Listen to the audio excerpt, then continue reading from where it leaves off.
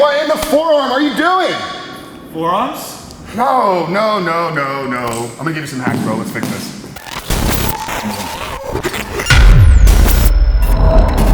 Frank, I'm trying to blow up my forearms. Yeah. Help me. You doing okay, bro? I didn't mean to throw your toys over there. That's all right.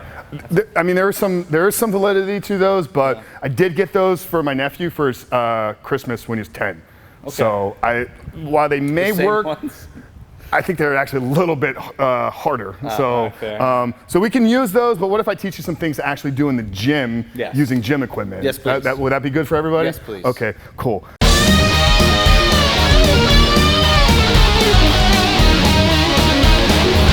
The first tip or hack here is you should actually just train them very frequently. How often are you doing your little squeezy gripper things? I mean, while I'm at my desk, kind of, you know, here or there. Okay, but it's not really a structured routine, and it's inconsistent. If we're gonna use the gym, we're gonna use exercises that we're gonna teach you in this video today to actually build our forearms in the gym. We should look at them like calves. A lot of people grow their calves because they train them every single day. And here's why this is going to be effective, because when we think about the people that we know that have the biggest, strongest forearms, who are those people? Workers. Workers, right? Mechanics, blue-collar guys that are constantly all day long. Arm wrestlers. Yeah, arm wrestlers, right? We're using our forearms all day long as well. When we're writing, when we're typing, when we're grabbing, you know, a can of peas, or you know, when we're always grabbing. Yeah, you know, when you're grabbing your wife, you know, you're well, like. Hey, easy. Let's not talk about my wife. Okay, I'm sorry, bro. I love you, man. This guy. I love your wife, man. She's amazing. She's nice. Very beautiful. But anyways, you're constantly doing things with these hands. So in order to induce growth, in order to create and trigger more muscle growth, we need to do more of what we're doing consistently.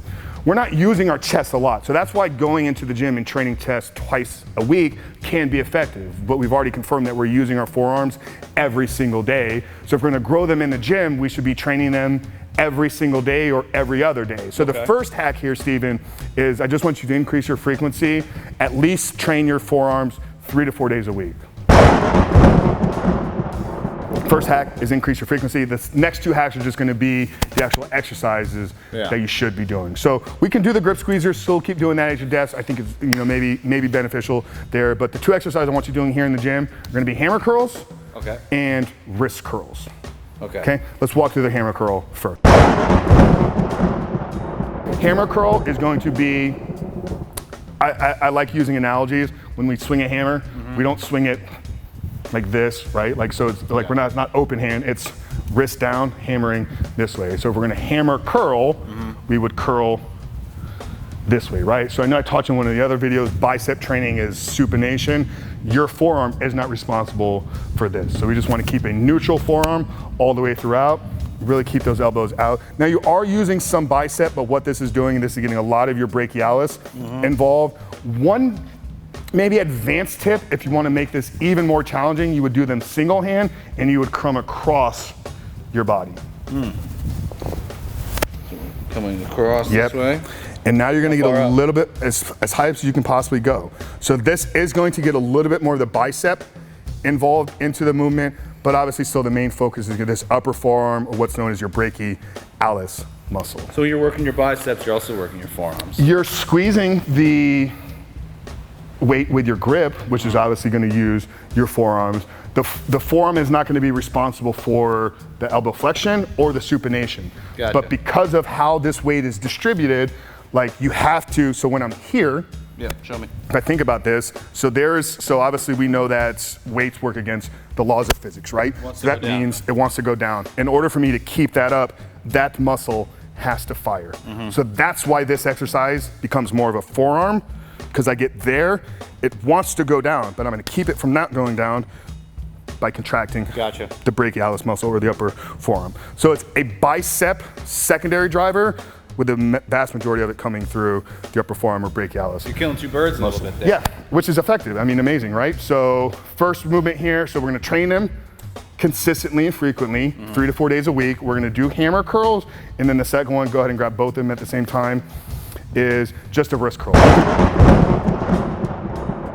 You can do wrist curls out here in front of you, or I think it's a little bit easier to do them here standing behind you. So yeah, just turn over there, keep upright here, and all you're thinking about doing is very short, subtle movement. Let the weight come down on your fingertips though, to the bottom, okay, and now you're curling up here at the top. Short movement, guys, because once again, this contraction is very, very tiny. So it doesn't need to be a big movement, but it's gonna be about volume and repetitions. You're not looking to curl 100 pounds, you're looking to curl your weight that you can keep constant, good form here, and then get, 25, 30 reps. These are short, tiny muscle fibers. They don't need to be rapid, be feeling the muscles working, but we are chasing a lot of volume. So we're chasing 20, 25 reps. Just like if you're doing your calves, you would do a lot of calf raises. And just getting us back to that whole point that our forearms are responsible. Yeah, it feels good, right? I already feel that. Our forearms are responsible for so much in our everyday life. We need to induce more than what we're doing on a regular basis, which is why the volume works and why the frequency is gonna work as well. So what were those 3 tips? More, do it more. Do it more and regularly. More often. Yep. The hammer curl. Yep. And the wrist curl. Wrist curl. You got it, bro. Go blow it up, man. Frank, is there anything I'm doing that perhaps makes me less manly throughout the day? Oh, man. You? Yeah. Anything at all, you think? I mean, I don't know how much you want me to share her on the internet, but I'm sure there's probably some lifestyle factors. That's fair. I'm more talking about everyday activities and things that I'm ingesting. Absolutely. Dude, absolutely. I mean, well, if we think about it, I mean, just the world is working against us, right? I mean, from the lotions that we put on our body, from the plastic that our food comes in, through the plastic that our water is carried in, through the products that we're, wiping underneath our arms, through the amount of quality sleep that we are or are not getting. Are you consuming Netflix and falling asleep at the same time? So yeah, we all have these factors, but I'm not sure exactly which ones you're struggling with. That's why we've actually written a report. So for you guys out there, if you click that first pinned comment down there below, maybe you're concerned with, is my T optimized and is where it should be for a man right now? Probably not. So the 7 worst testosterone killers is a free report, guys, that we put together. We'll show you how these things are hindering your testosterone, how it's holding your energy back, how it's keeping you from building muscle, and then today, like Steven said, how it's making him not the man that he was meant and born to be. So 7 worst testosterone killers, guys. First pinned comment down there below. I love you, bro. Love you too, guys. Frank, Rich, Steven, we'll see you in the next one.